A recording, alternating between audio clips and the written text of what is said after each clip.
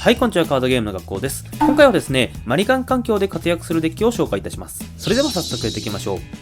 赤ハイブリッド。アクロスタイムで2種類目の拓也が収録されたことにより、デッキパワーが大幅に上がったこのデッキ。神原拓也を中心とした赤ハイブリッドデッキです。新規カードであるトレーニングがテイマーからの進化に対応している可能性があると一瞬盛り上がりましたが、残念ながらテイマーからの進化には対応していませんでした。一見シナジーのないカードと思われますが、赤のカードであれば何でもサーチ可能なので、強力なオプションであるブラフマストラやテイマーカードである神原拓也もサーチできるのはもちろん、仮にテイマーがいない状況でも低コストでカイゼルグレーモンへの進化を狙うことが可能になりました。基本的な戦術は大きく変わらず、バニ拓也を維持しながら小型でセキュリティを削っていくのがメインです。マリガンが実装されたことで、初期手札にテイマーがいない事故が軽減されたことで、より安定した初動が期待できます。基本的には小粒で殴り合う環境なので、DP とセキュリティアタックを同時に上げることが可能なブラフマストラを活かし、速度重視の立ち回りでテンポを取ることが可能です。トレーニング、マリガンと一見シナジーがないように思われましたが、しっかり恩恵を受けているこのデッキ、今期での活躍も確実でしょう。ハンター。アクロスタイム発売後から環境の最前線に立ち続けているこのデッキ、ロイヤルナイツコンが環境から減ったことによって、クロックモンなどといったラグになるカードを抜き、シンプルな構築に戻りました。マリガンが実装されたことによって、初期手札にテイマーがないという事故を起こす可能性が減ったことで、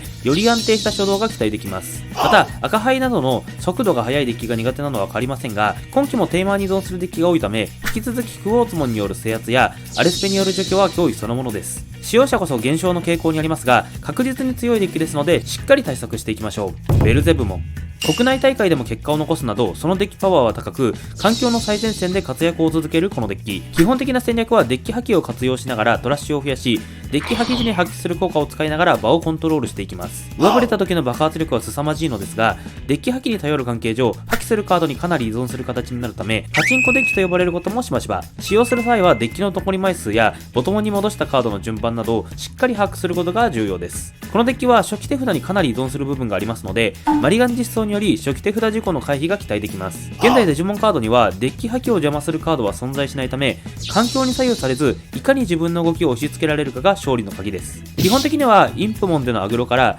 ベルツ X でのセキュリティ破棄を駆使したキルルートを目指していきます。アドバンスドデッキ発売直後からその人気とデッキパワーでしっかり結果を残しているベルゼブモン。このデッキは相手ありきはもちろんですが、自分との戦いの側面が大きいため、しっかりデッキの動きを理解しましょう。ブルーフレア。もともと一定数のプレイヤーが使用していたデッキですが、小粒での殴り合いが増えたことにより、その数を増やしたこのデッキ。今期のブルーフレアも大型デジモンを意識したアーマーパージェとロックをメインとしたデッキではなく、小粒での殴り合いに対処できるように、スピード感のあるカードと多面ロックができるカードを多く採用しています。このデッキの強みは何といっても進化元破棄とロック性能。純粋な順当進化デッキが大幅に減ったことで、メタルグレーモンやソーライといった多面ロックカードが刺さりやすくなりました。ブルーフレアデッキはレベル3のデジモンを絞っている傾向にあり、マリガンが実装されたことによって、初期手札事故の回避はもちろんですが、1ターン目から安定してブレイジングメモリーブーストを使用する可能性が上がりました。オルタナティブビーイングで収録されたキリハーネネの存在もあり、ブレイジングメモリーブーストの成功率が上がったのもこのデッキの安定性を後押ししています。環境に合わせて形を変えることでしっかり対応しているこのデッキ。エース環境でも進化元破棄は強力ですので、しばらく環境で活躍するでしょ